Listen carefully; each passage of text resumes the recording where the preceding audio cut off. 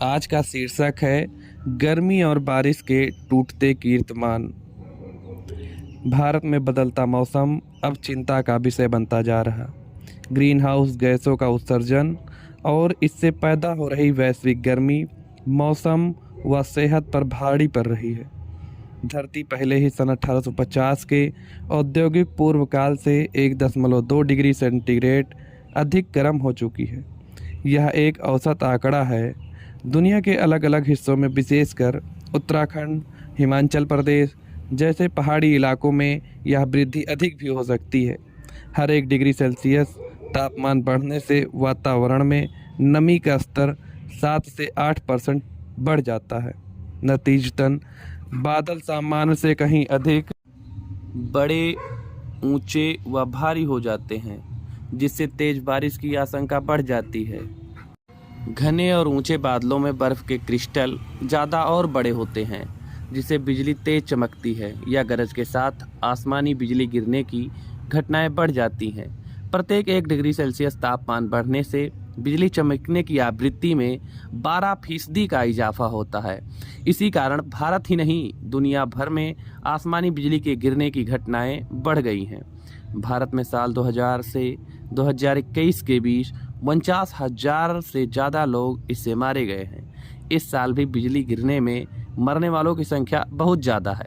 ज़्यादा बारिश से इस वर्ष भारत में 2000 से ज़्यादा मौतें हुई हैं। अकेले बिहार में 500 से ज़्यादा लोगों की जान गई है। जलवायु परिवर्तन का एक और नुकसान बारी बारी से बारिश होना और गर्मी बढ़ना है। इसमें बारिश होती है पर बहुत तीव्रता के साथ होती है और उसकी अवधि भी छोटी होती है। अब 5-7 दिनों की बारिश में ही पूरे मौसम का पानी बरस जाता है। विगत जुलाई में राजस्थान और गुजरात में यही तो हुआ था। इसी तरह जलवायु परिवर्तन ने गर्मी की मारकता पहले से ज़्यादा बढ़ा दी है, जो आगे भी बनी रहेगी। इससे तेज गड़गड़ाहट, चक्रवाती तूफान आदि के साथ बारिश पहले से अधिक होने लगी। हाल के वर्षों में अरब सागर में तेज गर्मी देखी गई, इसीलिए वहां पर बनने वाले चक्रवात अब अधिक विनाशकारी साबित हो रहे। इसी कारण पहाड़ी राज्यों के ऊपरी हिस्सों में कहीं अधिक तेज बारिश देखी जा रही है, जिससे अचानक बाढ़ और निचली घाटियों में जल प्रलय की स्थिति बन जाती है। पिछले दिनों हिमाचल प्रदेश ने ऐसा ही नुकसान झेला और वहां अभी संभल नहीं पाया है। जलवायु परिवर्तन का ही यह असर है कि बीते 3 दशकों में गंगा के मैदानी इलाकों और पूर्वोत्तर भारत में वर्षा कम हो रही है, जबकि उत्तर पश्चिम भारत, पश्चिमी घाट, तमिलनाडु, रायलसीमा, तेलंगाना आदि इलाकों में यह ज़्यादा हो रही है।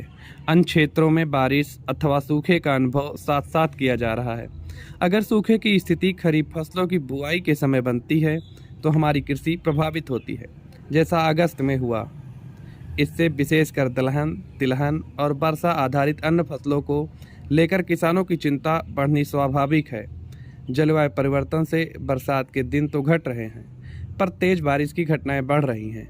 आने वाले वर्षों में वैश्विक गर्मी के 1.5 डिग्री सेल्सियस से 2 डिग्री सेल्सियस तक बढ़ने से मानसूनी वर्षा में तेजी आएगी।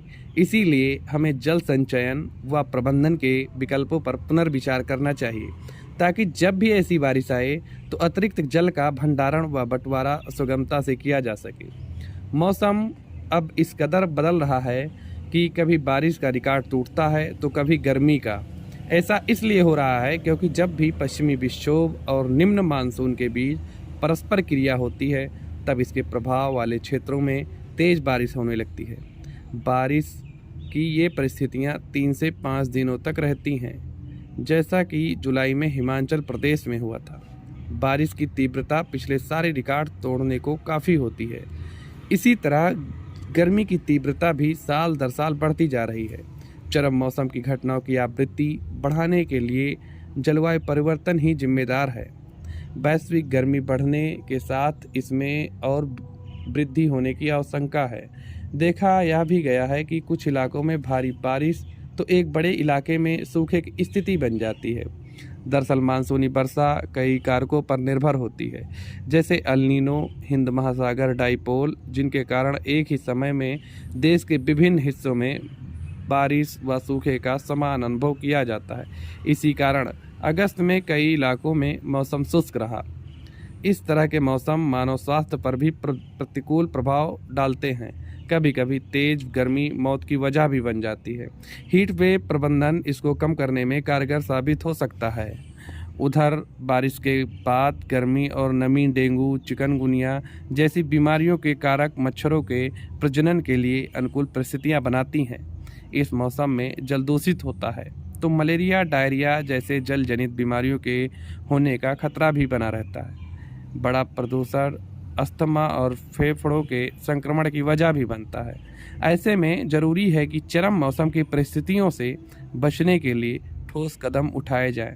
जीवन यापन से जुड़े तमाम बुनियादी ढांचों को भविष्य की परिस्थितियों के अनुकूल तैयार करना होगा।